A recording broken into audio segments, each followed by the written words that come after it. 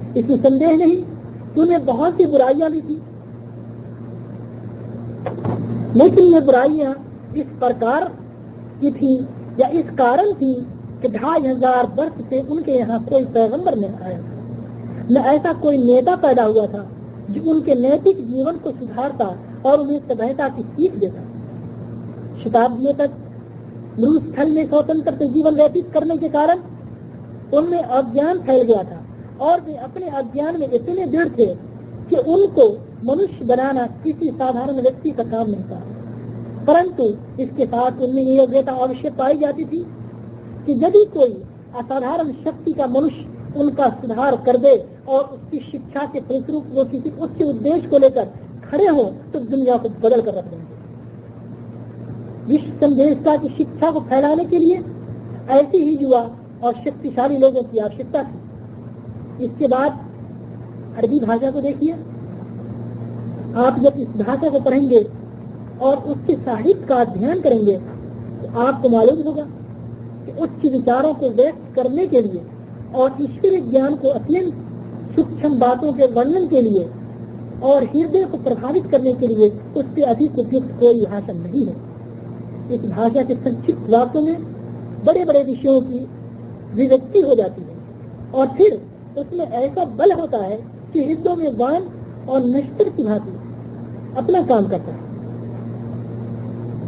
ऐसा मधुर होता है कि कानों में रस घोलता हुआ महसूस होता है।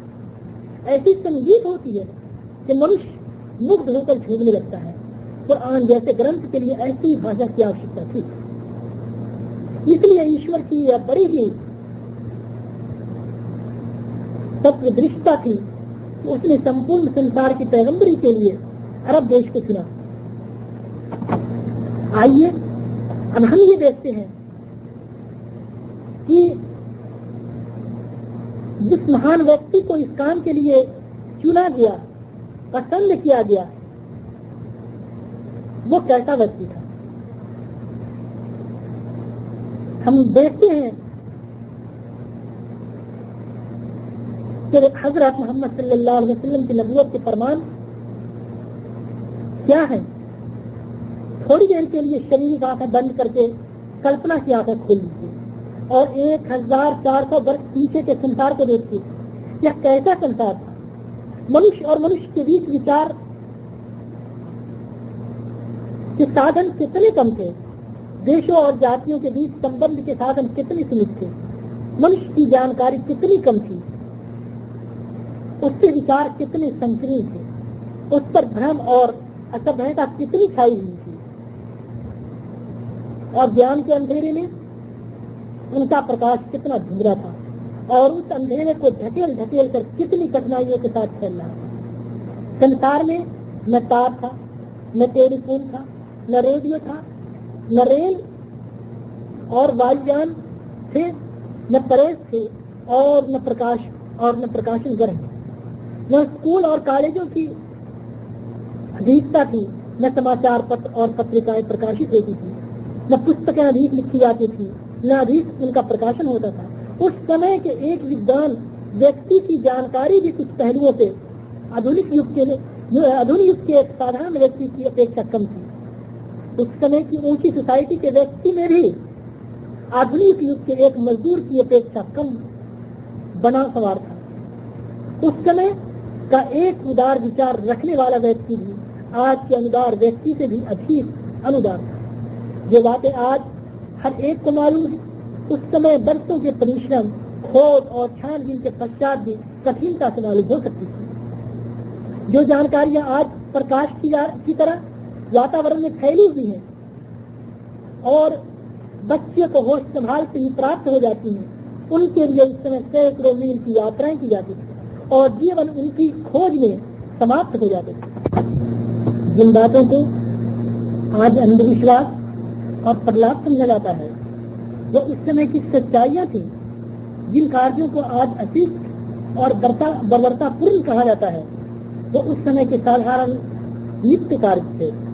जिन रीतियों से आज मनुष्य का हृदय घृणा करता है वो उस समय की नैतिकता में केवल उचित ही नहीं समझी जाती थी बल्कि कोई व्यक्ति ये सोच भी नहीं सकता था कि उनके विरुद्ध भी कोई तरीका हो सकता है।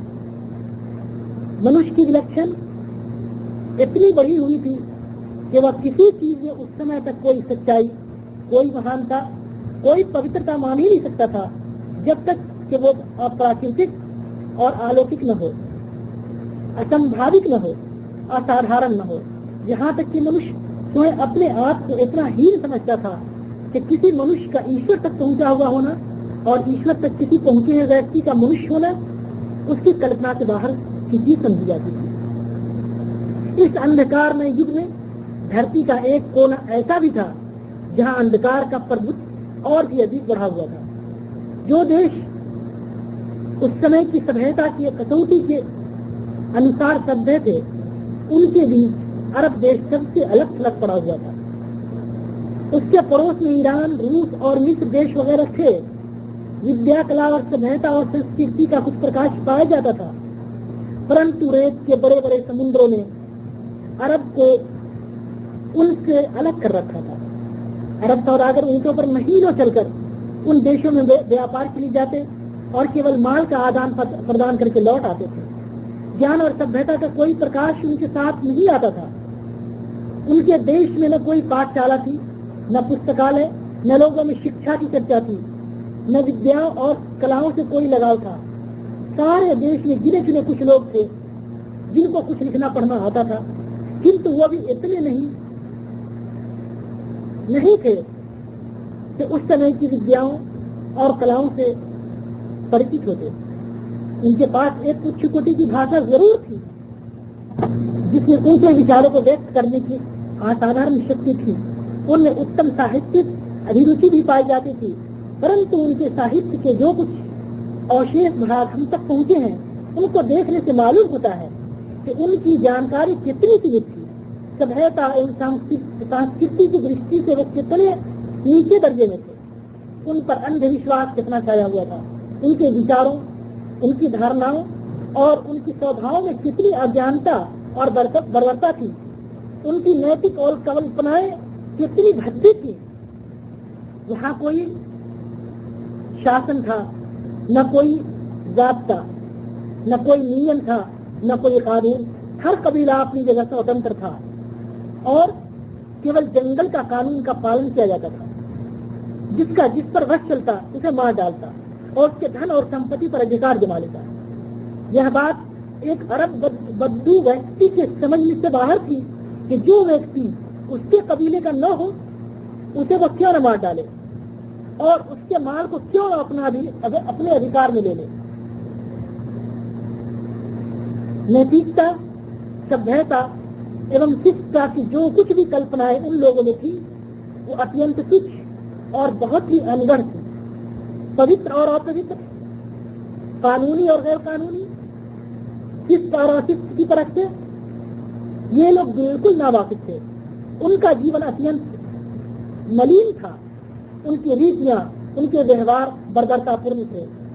जुआ, शराब, चोरी, बदमाशी, हिंसा और जितनी भी दुनिया की बुराइयां हो सकती हैं उनके अंदर पाई जाती थी। यहाँ तक कि वो अपने हाथों से अपने जीवित संतान को गाड़ देते थे। केवल इस अज्ञानपूर्ण धारण के कारण